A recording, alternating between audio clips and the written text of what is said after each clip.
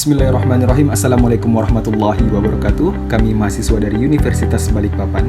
Video ini dibuat untuk menyelesaikan salah satu tugas kelompok di mata kuliah Kriminologi Hukum dengan dosen pengampu Rivaldi Nugraha SH.MH.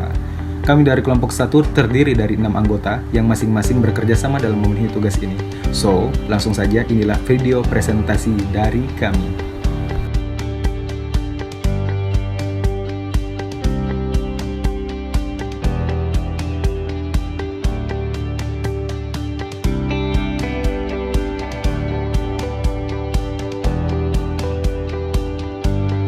Saya sendiri selaku ketua bernama Muhammad Iswan, NPM 1830144336. Selanjutnya ada Adzah Syahra Majid, NPM 18301457. Kemudian ada Lutfi Nur Rahman, NPM 18301440. Dan kemudian ada Andi Dian Anggraini, NPM 18301447. Selanjutnya ada Ulfan Sarlito, NPM 18301427. Dan yang terakhir ada Aji Hamidah, NPM 18301444.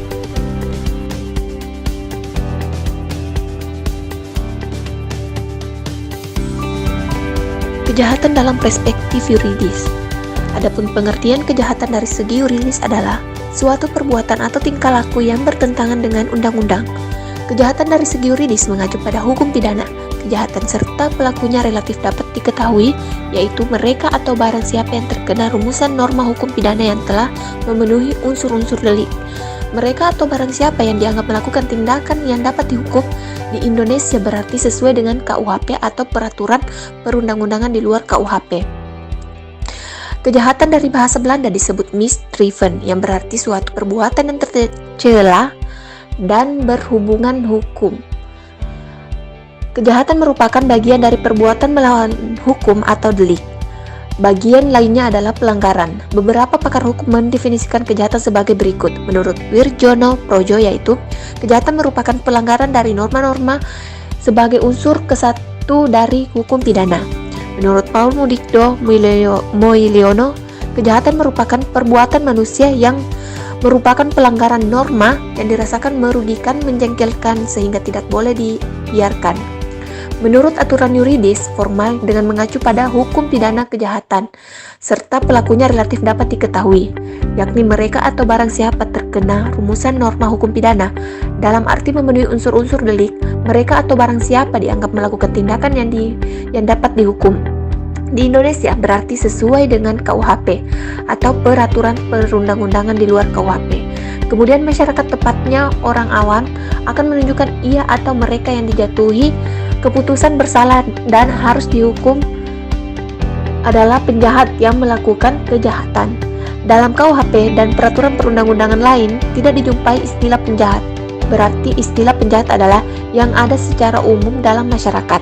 Masyarakat melihat penjara atau lembaga pemasyarakatan adalah tempatnya orang jahat yang telah dihumanisasikan dengan nama lembaga pemasyarakatan.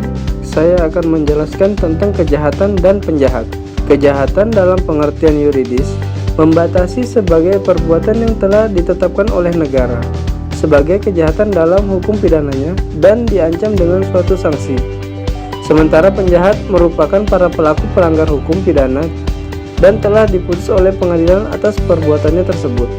Penetapan aturan dalam hukum pidana itu merupakan gambaran dari sanksi negatif masyarakat atas suatu kejahatan yang diwakili oleh para pembentuk undang-undang pidana. Meski tidak sepenuhnya setuju dengan definisi yang diberikan oleh para sarjana yang menganut aliran yuridis, sedangkan pengertian yuridis dalam perspektif penjahat, orang-orang yang melanggar peraturan atau undang-undang pidana dan dinyatakan bersalah oleh pengadilan serta dijatuhi hukuman. Salah satu sarjana KPI membagi tipe penjahat sebagai berikut. Penjahat yang melakukan kejahatan didorong oleh faktor psikopatologis dengan pelaku-pelakunya, yaitu orang yang sakit jiwa, berjiwa abnormal namun tidak sakit jiwa, penjahat yang melakukan tindak pidana oleh cacat badani, rohani, dan kemunduran jiwa raganya, orang-orang dengan gangguan jasmani rohani sejak lahir pada usia muda, sehingga sukar dididik dan tidak mampu menyesuaikan diri terhadap pola hidup masyarakat umum. Orang-orang dengan gangguan badani rohani pada usia lanjut, cacat atau invalid oleh suatu kecelakaan dan lain-lain. Terima kasih. Selanjutnya, penjahat karena faktor-faktor sosial, yaitu 1. Penjahat kebiasaan, 2. Penjahat kesempatan oleh kesulitan ekonomi atau kesulitan fisik, ketiga, penjahat kebetulan, dan yang keempat, penjahat-penjahat berkelompok. Unsur-unsur dikatakan suatu perbuatan kejahatan. Menurut A.S. Alam, untuk menyebut suatu perbuatan sebagai kejahatan unsur tersebut ialah 1. Ada perbuatan yang menimbulkan kerugian. Kedua, kerugian yang ada tersebut telah diatur di dalam Kitab Undang-Undang Hukum Pidana. Ketiga, harus ada perbuatan. Keempat, harus ada maksud jahat. Kelima, ada peleburan antara maksud jahat dan perbuatan jahat. Keenam, harus ada perbauran antara kerugian yang telah diatur di dalam KUHP dengan perbuatan. Dan yang ketujuh, harus ada sanksi pidana yang mengancam perbuatan tersebut. Penggolongan motif pelakunya berikut. Yang pertama, kejahatan ekonomi, misalnya penyelundupan. Yang kedua, kejahatan seksual, misalnya perbuatan seksual oleh anak di bawah umur, pasal 290 KUHP. Terus kejahatan politik, misalnya pemberontakan PKI. Terus kejahatan lain-lain, misalnya penganiayaan, motifnya balas dendam, pasal 340 KUHP. Baik, selanjutnya penggolongan kejahatan pada poin B berdasarkan berat atau ringan ancaman pidananya. Yang pertama, kejahatan, yakni semua pasal-pasal yang disebut di dalam buku kedua KUHP seperti pembunuhan, pencurian, dan lain-lain. Golongan inilah dalam bahasa Inggris disebut felony. Ancaman pidana pada golongan ini kadang-kadang pidana mati, penjara seumur hidup, atau pidana penjara sementara. Yang kedua, pelanggaran, yakni semua pasal-pasal yang disebut di dalam buku ketiga KUHP seperti saksi di dalam persidangan yang memakai jimat pada waktu ia harus memberikan keterangan dengan bersumpah, dihukum dengan hukum kurungan selama-lamanya 10 hari atau denda. Pelanggaran ini di dalam bahasa Inggris disebut misdemeanor. Ancaman hukumannya biasanya hukuman denda saja. Contohnya yang banyak terjadi misalnya pada pelanggaran lalu lintas. Baik, selanjutnya penggolongan kejahatan poin C, yaitu tentang kepentingan. Yang pertama, kejahatan terhadap orang atau crime against persons, misalnya pembunuhan, penganiayaan, dan lain-lain. Yang kedua, kejahatan terhadap harta benda, crime against property, misalnya pencurian atau perampokan. Dan yang ketiga, kejahatan terhadap kesusilaan umum atau crime against public decency, misalnya perbuatan cabul. Baik, penggolongan kejahatan yang pada poin D ini, kepentingan pembentukan teori penggolongan ini didasarkan adanya kelas-kelas kejahatan.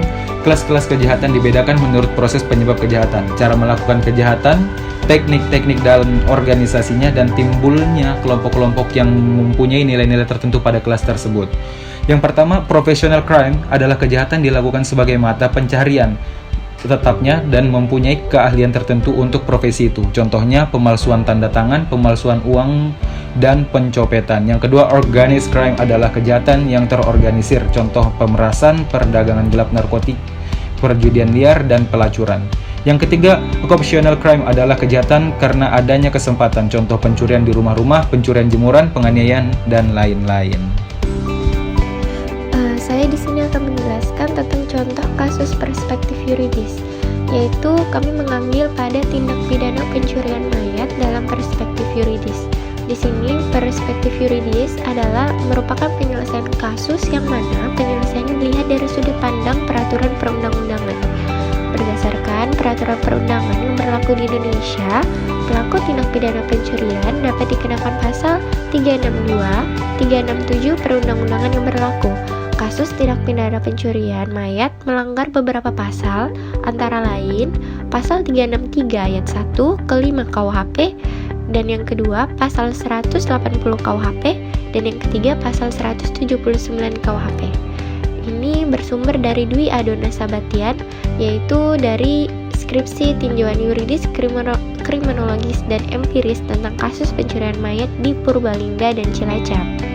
Kemudian pada contoh kasus perspektif yuridis yang kedua, yaitu kami mengambil lagi tentang tindak pidana pembunuhan berencana dalam perspektif yuridis.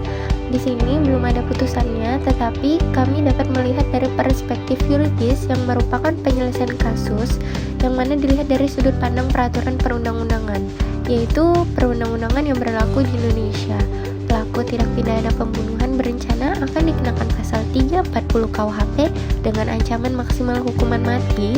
Pembunuhan dengan disertai tindak pidana lain diatur dalam pasal 339 KUHP dengan ancaman pidana penjara seumur hidup atau paling lama 20 tahun.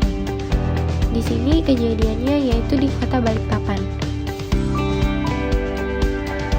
Setelah tadi kita melihat contoh-contoh kasus perspektif yuridis, sekarang baru kita mengambil garis besarnya yaitu objek studi kriminologinya, sehingga kita dapat bertemu dengan mengenai objek. Ada 3 unsur di dalamnya. Yang pertama kejahatan atau perbuatan, dan yang kedua pelaku atau pelanggar norma hukum, dan yang ketiga reaksi masyarakat. Baik, saya lanjutkan. 1. Kejahatan atau perbuatan. Objek studi pertama kriminologi adalah kejahatan. Perbuatan yang oleh negara telah dinyatakan sebagai kejahatan dalam arti pelanggaran terhadap undang-undang pidana. Tetapi pada kenyataannya, keterbelakangan undang-undang khususnya hukum pidana menjadi masalah bahwa perbuatan yang dinyatakan dilarang oleh negara dan diancam pidana tidak selalu sama menurut tempat dan waktu. Hal ini menjadi masalah bagi objek studi. 2. Pelaku atau pelanggar norma hukum, yaitu pelaku atau pelanggar norma hukum yang diketahui polisi, dituntut jaksa, dan dinyatakan salah oleh hakim. 3. Reaksi masyarakat adalah masyarakat dengan melihat reaksi terhadap suatu perbuatan kejahatan dan pelanggaran hukum, bahwa pada akhirnya masyarakat menentukan tingkah laku yang bagaimanakah yang tidak dapat dibiarkan serta perlu mendapatkan pidana. Maka peran atas sosial berperan menyalurkan, mencari, dan menegakkan keadilan.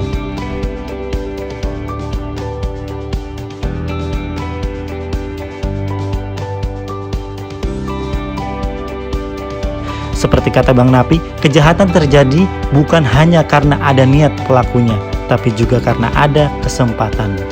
Baik, terima kasih. Wassalamualaikum warahmatullahi wabarakatuh.